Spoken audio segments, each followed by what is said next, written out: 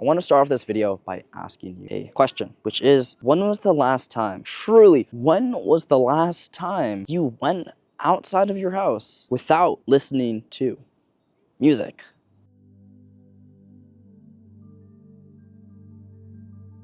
I bet it's been a while. If it's not music, it's probably a podcast, maybe conversation, a dialogue, your phone. Truly, when was the last time you have left your comfort without distraction? As the age of the world is becoming so digitalized, it is becoming increasingly more difficult to be comfortable with the silence. When times are hard, it's easy to doom scroll. Scroll on Instagram for hours. TikTok, even longer. YouTube. Watching those comfort streamers. Watching those TV shows, those movies. When was the last time you truly, and I mean truly, allowed yourself to sit with none of those distractions and just to be by yourself? I bet it's been a very long time, or a while. If you're one of those few who takes the time to sit with yourselves and to collect and be with your thoughts, congrats, keep doing it, keep going. But for the majority of you, probably not. You probably wake up and you put on your favorite playlist or your sad music or your rock and roll or whatever music or your podcasts. Then you probably leave. Oh, but I forgot my AirPods. I forgot my headphones. And you go back inside so you can take the bus. Or you get in your car, put on the FM radio or you put in the aux. You go throughout your day, you're talking to different people, in between classes, in between work, in between whatever. You're listening. You are distracting yourself. And I truly do believe that we shouldn't always sit alone with our thoughts. Of course, there are times we need the distraction, we need the break.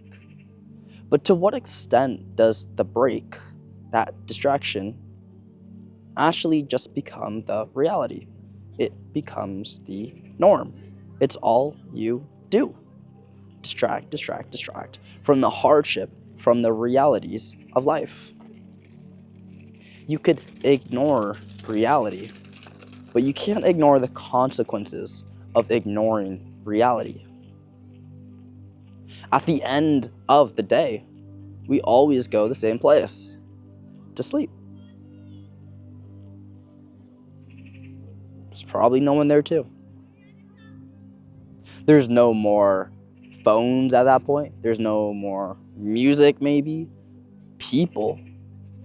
It's just you laying in your bed, staring at the ceiling.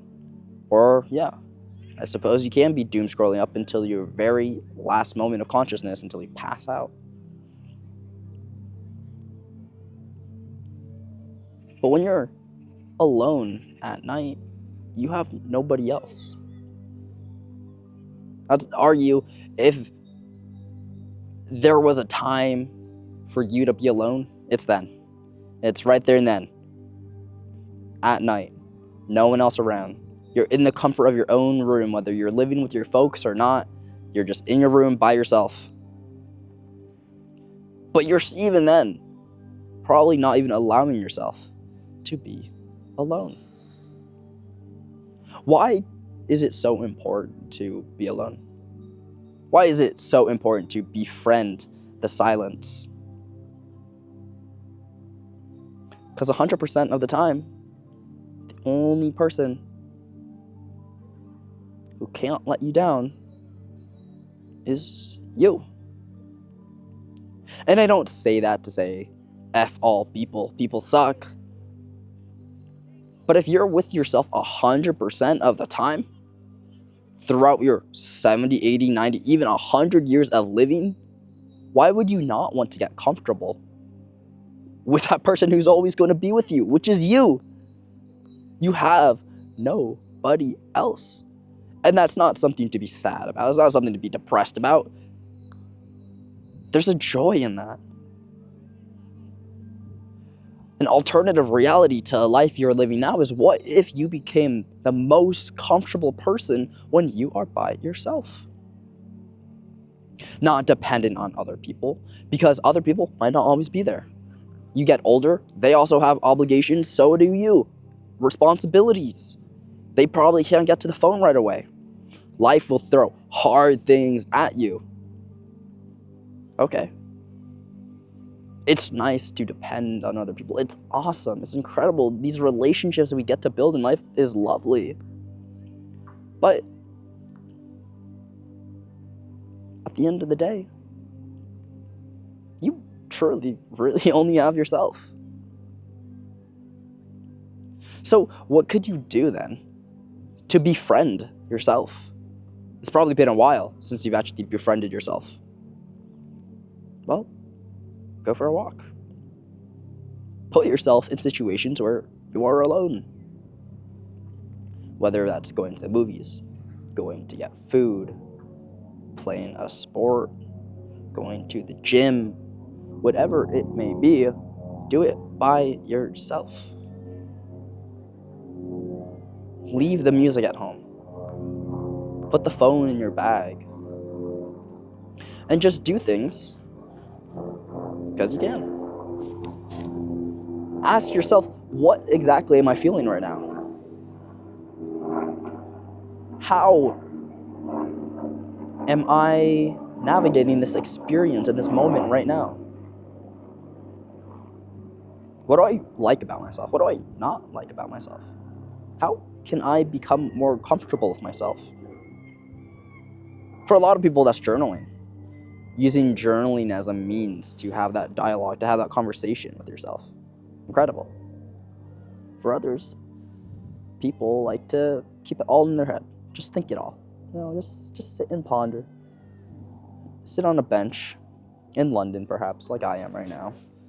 I'll turn the camera around. I'm in London right now, at this park. And what am I doing? I'm just sitting. I'm thinking. Just conversing with you, but conversing with myself. It's a bit windy. Feeling a bit cold. Enjoying the sunlight. Feeling a little sick. But it's that introspection right there. That is part of being comfortable with yourself. Knowing exactly how you are feeling. So sitting with yourself and taking that time to be comfortable, knowing not just how you're feeling, but how you're feeling about life, the direction you are heading in. I truly believe this. I truly do believe this.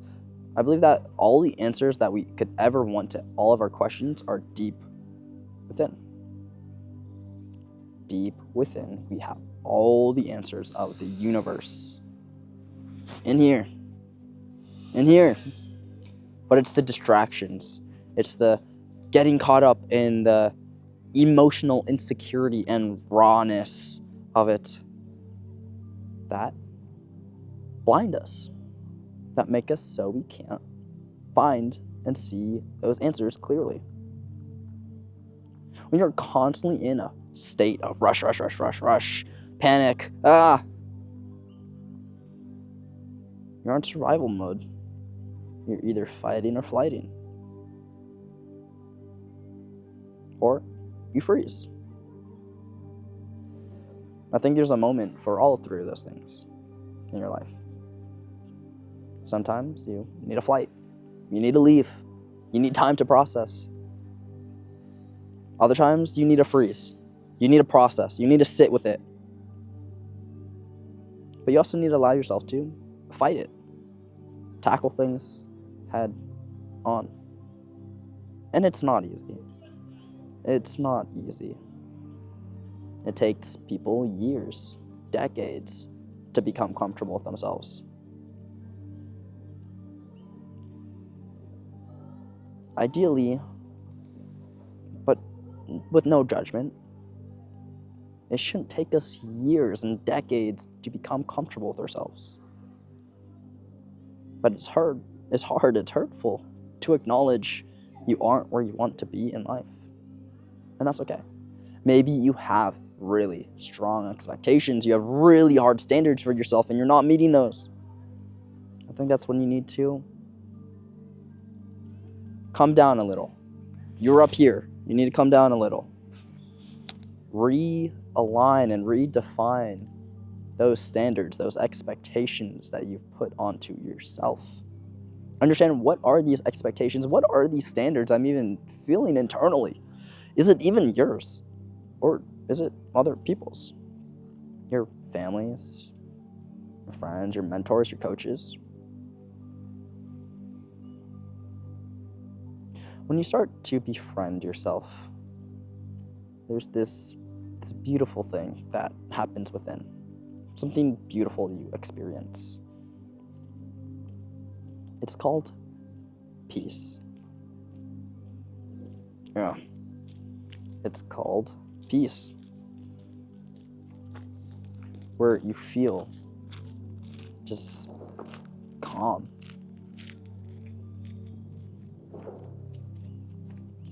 If I were to put you on the pathway to befriending yourself, befriending the silence, is by posing this question. Whether this may be related to your career, this may be in alignment with some goals you are trying to achieve, a task at hand. The question is there a rush?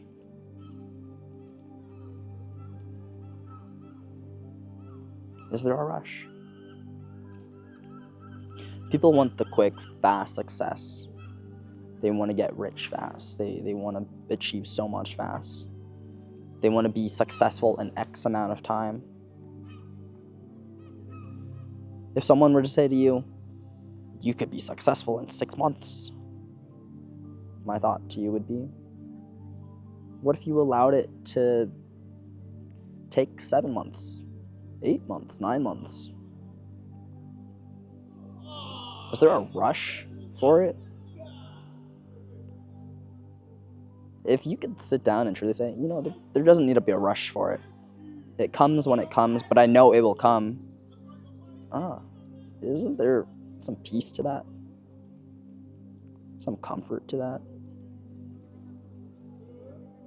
When you're feeling depressed, when you're feeling anxious, that's your body telling you something's wrong, something needs to change. There is love in that. I can say that because I used to be really depressed and I used to be really anxious, but there's love in that. When you're feeling super depressed and super anxious and your body's telling you something needs to change, that's you caring. That's you deep down saying something needs to change, and I actually love myself enough to know I don't need to be going through this right now. I don't want to be going through this. That's love right there. That's self-love right there.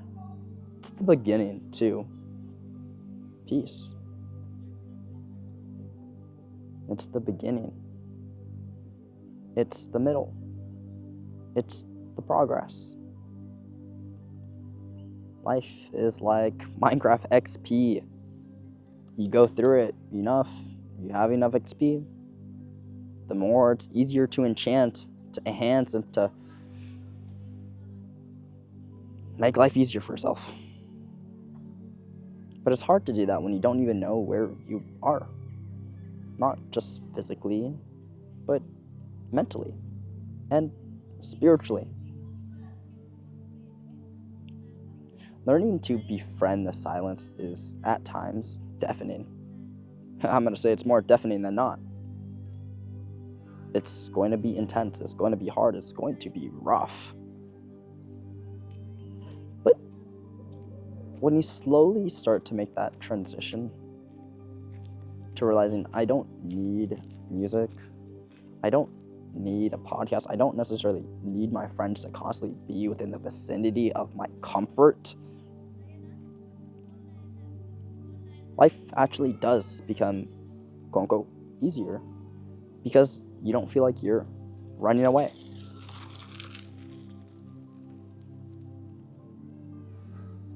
Sometimes it's just too much. I get it.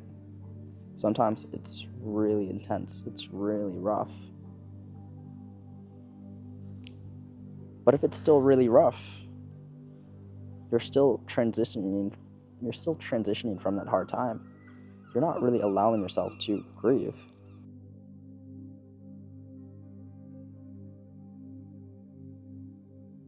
Just right now, just right there and then, there's a person that just came by and literally stopped right in front of me on their scooter. And I'm in London.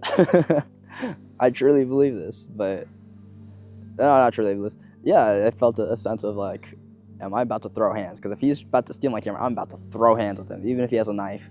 Bro, I ain't gonna let him take my camera.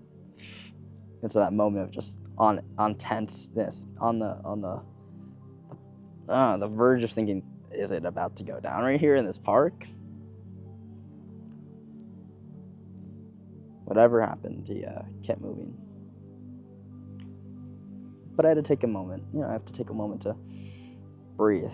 That's the other thing right there. Breathe. Allow yourself to just breathe. Ugh.